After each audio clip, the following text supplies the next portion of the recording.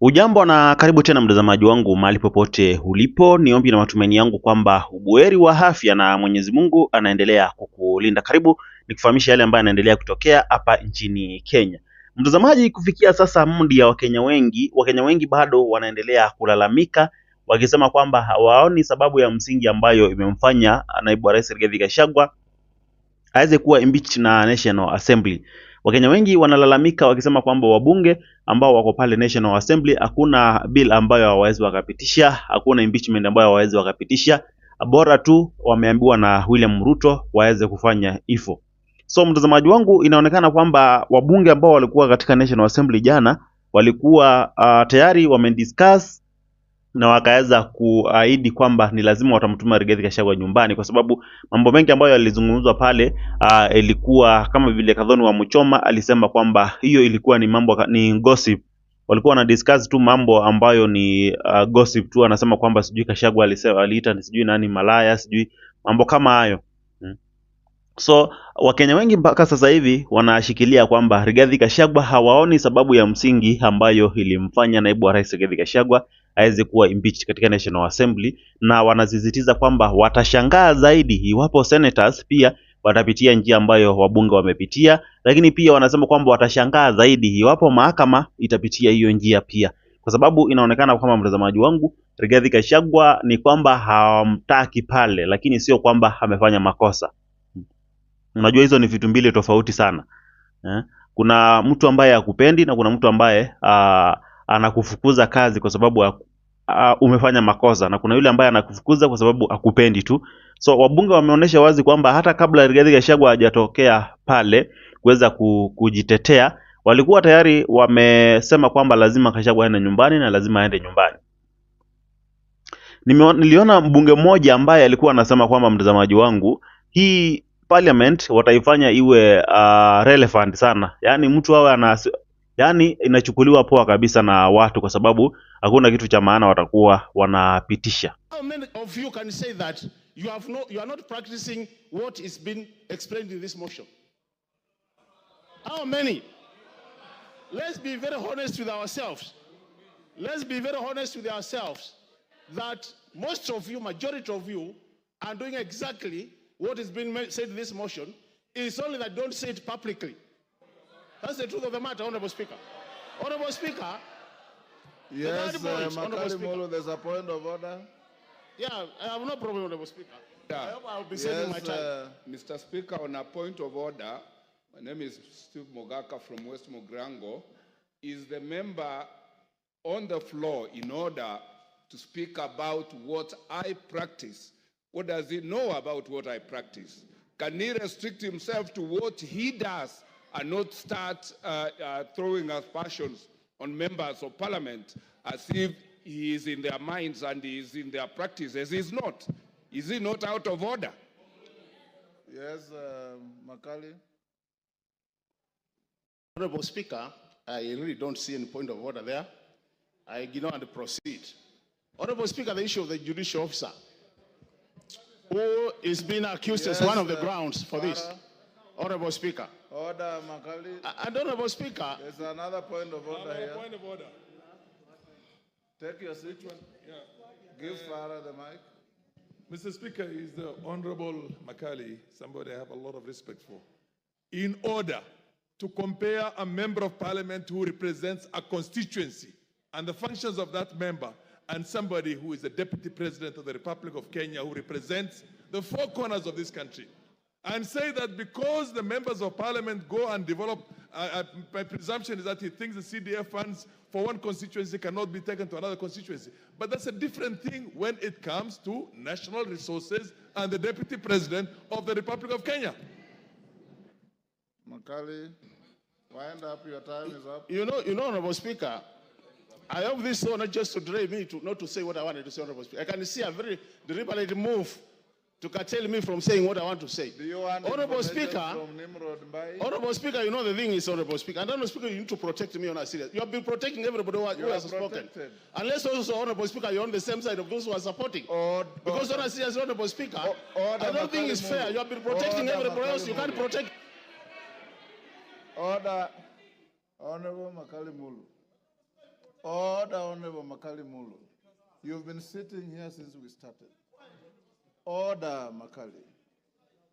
Not a single previous speaker attracted a single point of order.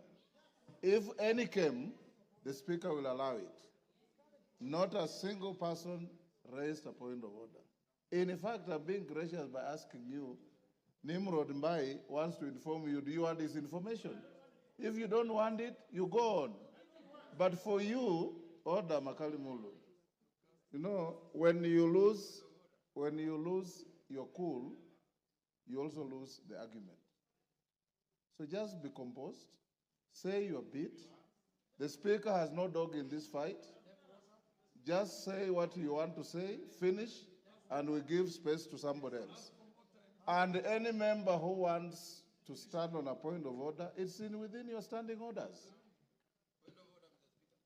He has said he doesn't want your information. Go on. You know, Honorable Speaker, with all due respect, people have been making their contribution here since morning. Nobody has been shouting point of order. So, and it's my democratic position to oppose the motion. Order. Honorable Speaker. Go on. Honorable Speaker, I've been elected by the people of Kitui Central to come to this house 3 times. And nobody can assume that I cannot make my contribution. Honorable Speaker, I've been saying, on the matter of judicial officer. Wind up. The judicial officer has been accused of corruption-related matters, Honorable Speaker. And there is a court case, or as we are speaking. Are we running away from accountability as a country? When do we allow the courts to do their work up to the conclusion that as a house we want to make this as a ground for impeachment, Honorable Speaker? This is what we are saying. There is separation of power, Honorable Speaker, and we should respect that. Third thing, Honorable Speaker, the India of officers has been called by the DP. Just called. How many of us here since morning have been called by the President? How many of us here since morning have been called by the Deputy President, pleading with us to either support or oppose? Can you be impeached on that note? On a serious note, we need to be serious as a house. And that's why I'm saying, Honorable Speaker, from where we are seated as a house, you go for mob justice mentality, you lose it at the top there, you are trying to reduce the credibility of this house to the lowest level. I know we are already low. I wish we should not reduce it further than where we are, Honorable Speaker. Let's go for strong grounds for opposition of this motion. Is it a situation where a thief has been sent to court to catch another thief? This is a situation. Honorable Speaker, this country has much more serious issues than what we are discussing. Mike Twisi. Your time is up. Order. In particular said, kufa makanga, kufa ndereva, kufa mechanic. Because Kenyans are more serious issues. And when they die, we want a new renewal of this country, Honorable Speaker. This idea of mob justice, we are not going to allow it in this country. Kenyans have more serious things. I oppose, Honorable Speaker. Mtazamaji, huyo ni mmoja kati ya wabunge wa Wiper ambaye anawaambia wabunge kwamba wasifanye parliament ionekana kama mahali ambapo hakuna kitu cha maana kitawahi kupitishwa pale. Walipitisha finance bill 2024, Wakenya walikalalamika, Kenya mzima Wakenya wakisema kwamba msipitishe hiki kitu itatuumiza. Mpaka Wakenya wakawapigia simu, lakini mwisho wa siku wakaipitisha finance bill 2024. Hii inamaanisha kwamba wabunge ambao wako parliament kuna mtu ambaye wanamsikiliza na sio wale watu ambao waliwachagua. Kuna mtu ambaye wanamsikiza na wanafanya vile anataka na sio wale watu ambao waliwachagua. So inaonekana kama parliament, mtazamaji wangu, itafika mahali hata tukiona kitu imepelekwa parliament tuna assume tu kwa sababu itapita tu. Nasema tu hapo lazima ipitishwe. Lakini ni vitu ngapi zimepitishwa na parliament lakini zikasimamishwa na Senate ama zikasimamishwa na koti? Hiyo inakuonesha nini, mtazamaji wangu? Hiyo inakuonesha kwamba wabunge wetu sasa hivi ambao wako pale ni wabunge ambao hawako serious. In fact, asilimia kubwa ya Wakenya wanasema kwamba kama hii parliament wangetumwa nyumbani wote twende kwa uchaguzi tena, sidhani kama kuna hata mmoja ambaye atarudi. Kama watarudi ni wachache sana, kwa sababu wengi wa Kenya sasa hivi wameshawaona kwamba hao ni watu ambao hawawezi wakatusaidia. Hata ile mambo ya president term limit iongezewe, usidhani kama hiyo imeisha. Itakuja tu na parliament wataipitisha.